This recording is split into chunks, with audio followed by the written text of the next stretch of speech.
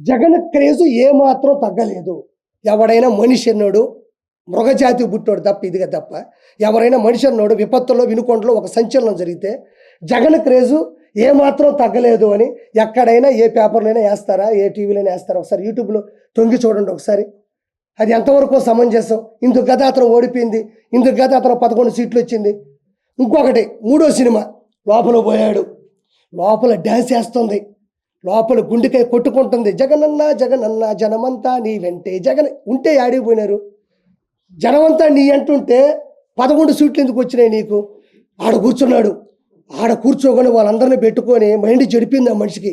పెట్టుకొని ఇంకా స్టార్ట్ చేశాడు. ఏం కాదమ్మా, నీ కొడుకుకి న్యాయం జరుగుతుంది. నేను ప్రతిపక్ష హోదా లేకపోయినా ప్రతిపక్ష నాయకుడిగా ఉన్నాను, నేను పోరాడతాను, నేను నిలదీస్తాను. నీ బిడ్డ పోవడం నాకు బాధగా ఉంది. ఆడిపోయి అమ్మ ఒడమ్మా మనిషికి 15,000 అన్నాడమ్మా, ఒకరికి 15, ఇద్దరికి 30 చెప్తారా? వాళ్ళకి అర్థం కాదు, నోరు తెరుచుకొని చూస్తూ ఉన్నారు. అతను కూడా ఏమన్నా ఏడుస్తాడేమో, అతను కూడా ఏడిస్తే మనం కూడా పైన పడిపోయి ఏడద్దాం. బాధ ఉంటలే ఎవరికైనా, బాధ ఉంటలే ఎవరికైనా.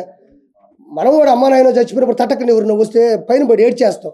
వాళ్ళంత బాధ తప్ప హృదయంతో ఉంటే ఇతను పోయి మనిషికి 15,000, ఇంకోటికి 30-45,000 అన్న. వాళ్ళు బెత్తరపోయి చూస్తున్నారు. ఈయన్ని ఏడెందుకు చెప్తున్నాడు అంటే అతనికి ఎక్కడ ఏం మాట్లాడాలో తెలియనంత మనస్తాపానికి గురైపోయినాడు. మనస్సు చెలించిపోయింది, ఒక సైకో అయిపోయినాడు. అతను ఎర్రగడ్డ మెంటల్ హాస్పిటల్ చేర్పించడంలో ఎటువంటి సందేహం లేదు.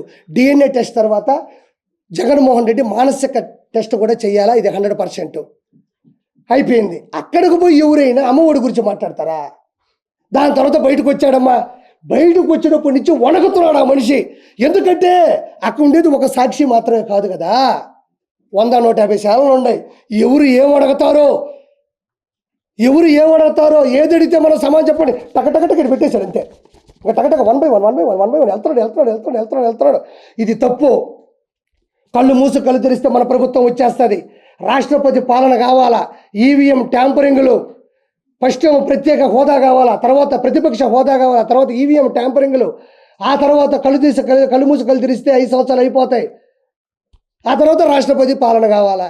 పెట్టుకున్నాడు, చదువుకుంటూ వెళ్తా ఉన్నాడు. పాపం ఎవరో ఒక వ్యక్తి వచ్చి మధ్యలో సార్ అన్నాడు, నువ్వు ఆంధ్రజ్యోతి అన్నాడు. సార్ అంటే మొహం చూసిన తర్వాత కింద చూస్తే కదా ఆంధ్రజ్యోతి ఏదో తెలుస్తుంది. గబక్క నీది ఆంధ్రజ్యోతి అనే అతని మీద సీరియస్ అయిపోయినాడు. ఎందుకు సీరియస్ అయిపోయినాడు? అతను ఒకటి రాసుకో ఉన్నాడు, అది రాసుకుని అతను పంపించేసేయాలి. మీరు మధ్యలో క్వశ్చన్ అడిగితే మీరు ఏం క్వశ్చన్లు అడతారు తెలుసా? సార్ మాచర్ల నియోజకవర్గంలో గుండ్లపాడు అనే గ్రామంలో తోటా చంద్రయ్యని జై చంద్రబాబు ఉన్నారని కంఠం కోసేశారు, అప్పుడు మీరు ఎందుకు పరామర్శించలేదు అని మీరు అడగతారని భయంతో మీ మీద కసురుకున్నాడు. అమర్నాథ్ గౌడ్ని ఒక 10వ తరగతి చదువుతున్న కుర్రాడు వాడు అక్కను పట్టుకొని ఏదో తప్పుడు మాట్లాడి ర్యాగింగ్ చేస్తే తట్టుకోలేక నిలదీస్తే కిరోసిన్ పోసి కాల్ చేస్తే మీరు ఎందుకు పరామర్శించలేదని మీరు అడగతారని భయపడ్డాడు. అనంతబాబుని ఒక ఎమ్మెల్సీ తన డ్రైవర్ సుబ్రహ్మణ్యం చంపి డోర్ డెలివరీ చేస్తే ఆ రోజు మీరు ఎందుకు వచ్చి పరామర్శించలేదని మీరు అడగతారని భయపడ్డాడు. సొంత బాబాని గొడ్డలు పెట్టుకుని ఎర్రగంగిరెడ్డి, దస్తగిరి, వీళ్ళందరూ సునీల్ కుమార్ ఎవడు యాదవ్ కావచ్చు, అవినాష్ రెడ్డి కావచ్చు, ఒక 5-6 మంది అక్యూజులు కలిసి మీ బాబాని చంపేస్తే ఆ రోజు కూడా మాట్లాడి వెళ్ళిపోయావు, కానీ కన్నీళ్లు మీరు ఎందుకు పెట్టలేదని మీరు అడగతారని చెప్పేసి ఆ వ్యక్తి భయపడిపోయాడు. లేకపోతే ప్రెస్ వాళ్ళు అడిగే క్వశ్చన్లకి ఇవ్వడం నా బాధ్యత. మొన్న కూడా చాలామంది నేను మాట్లాడిన 4-5 క్వశ్చన్లు అడిగారు. నేను మాట్లాడేది మీరు టెలికాస్ట్ చేయడానికి వచ్చిన పని అయితే మీరు ప్రెస్ వాళ్ళు ఎవరు? మీకు వచ్చిన క్వశ్చన్లు, డౌట్లు, నన్ను నిలదీయడం, నన్ను ప్రశ్నించడం, నన్ను ఎదిరించడం, అవసరమైతే నన్ను బెదిరించడం అనేది ప్రెస్. ఆ విధంగా అతను పట్టుకొని నానా మాటలనేసి అక్కడి నుంచి అంతకుముందు కూడా ఏదో పిన్నెల రామకృష్ణారెడ్డి గురించి మాట్లాడుతున్నప్పుడు కూడా ఏదో లాస్ట్ క్వశ్చన్ అడుగుతుంటే వెళ్ళిపోయాడు. అంటే ప్రజలని ఏదో మభ్య పెడదామంటే అందరూ చదువుకున్న వాళ్ళు, 170 సీట్లు 164 శాసనసభ్యులు గెలిచారు, 21 ఎంపీ వచ్చింది. నేను ఈరోజు ఒకే ఒక మాట మాట్లాడుతూ ఉన్నా. 26 జిల్లాల్లో ఉండే 175 నియోజకవర్గాల్లో పులివెందుల, రాజంపేట, బద్వేలు, పొంగనూరు,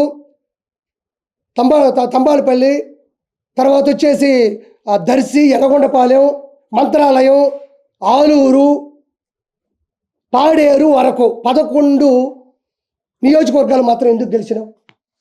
కడప, రాజంపేట, తిరుపతి, అరకు 4 ఎంపీ సీట్లు మాత్రం ఎందుకు గెలవాల్సి వచ్చింది? 11 నియోజకవర్గాలు 4 ఎంపీ సీట్లు మాత్రమే గెలవాల్సినంత అవసరం ఏముంది? జనాలు ఆ రోజు కూడా చెప్పులతో కొట్టి చేత్కరించారు. ఈ రోజు కూడా నేనేమంటున్నా అంటే, నా బాధ ఏమీ లేదు. ఫైనల్గా మీకు చెప్పేది ఒకటే, ఇతను రావణ కాష్టం సృష్టిద్దామని బీహార్ నుంచి కొన్ని వేల మంది జనాలు తీసుకొని వచ్చేస్తున్నాడు.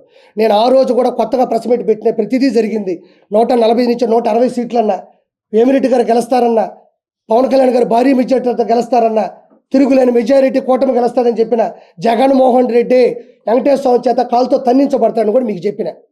ఈరోజు కూడా చెప్తా ఉండా, అతను రావణ కాష్టం సృష్టించడానికి సిద్ధంగా ఉన్నాడు.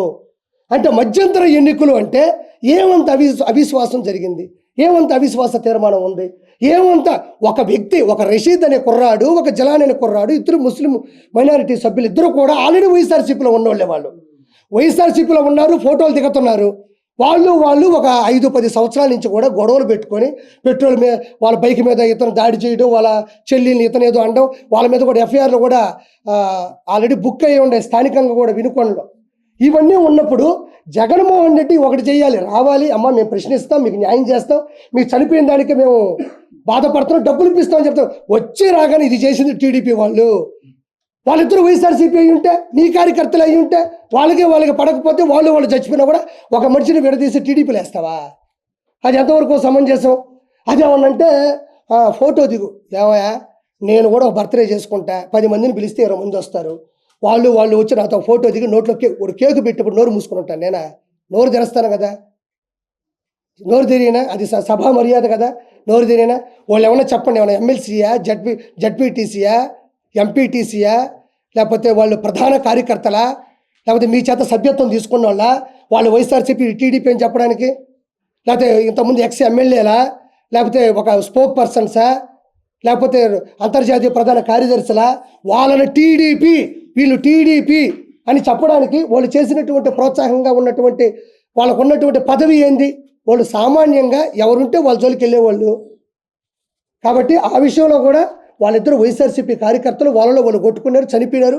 కానీ అందరం కూడా బాధపడాల్సిన విషయం ఏంటంటే, వాళ్ళు ఆ విధంగా కొట్టుకోవడం, చనిపోవడం, నడి రోడ్డు మీద కూడా జరగడం అనేది వాళ్ళ తల్లిదండ్రులు తీరని దుఃఖం. అది వాళ్ళు త్వరగా కోలుకోవాలని ప్రభుత్వం కూడా వాళ్ళకి మంచి చేయాలని మనస్ఫూర్తిగా కోరుకుంటాం తప్ప, అది వచ్చేసి టీడీపీ వీళ్ళు వచ్చేసి అంటే అతను పరామర్శించాలంటే ఎన్ని పరామర్శించకూడదు. ఒక చిన్న రుజువు ఇస్తాను. మనోడు ఏమన్నా అంటే, మనం ఏమన్నా అంటే అక్కడ కేకు తినిపిస్తూ ఉన్నాడు, అక్కడ లోకల్ ఎమ్మెల్యే అనుకుంటా, ఎమ్మెల్యేనో ఎవరు, ఒక ఫంక్షన్కి వెళ్ళినప్పుడు కేకు తినిపిస్తూ ఉన్నాడు. ఆ కేకు తినిపించాడంటే ఇది ఏమిటి అన్నాడు, గుర్తుందా? ఏమిటి ఇది అన్నాడు. అంటే కేకు తినిపిస్తున్నప్పుడు వాళ్ళ మనుషులే కదా అన్నాడు. ఈరోజు చూడండి, ఇతను వచ్చి సునీల్ కుమార్ యాదవ్, ఇది బాగా చూడండి ఒకసారి. ఈవిడ వచ్చి భారతీరెడ్డి గారు, జగన్మోహన్ రెడ్డి గారు సతీమణి. వచ్చిందా?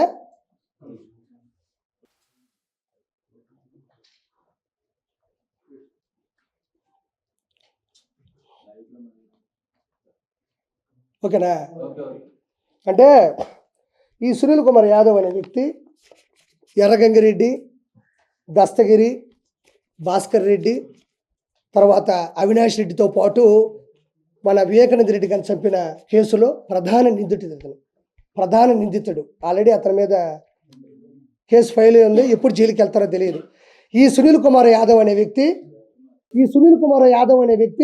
భారతీరెడ్డి గారితో ఫోటో దిగున్నాడు.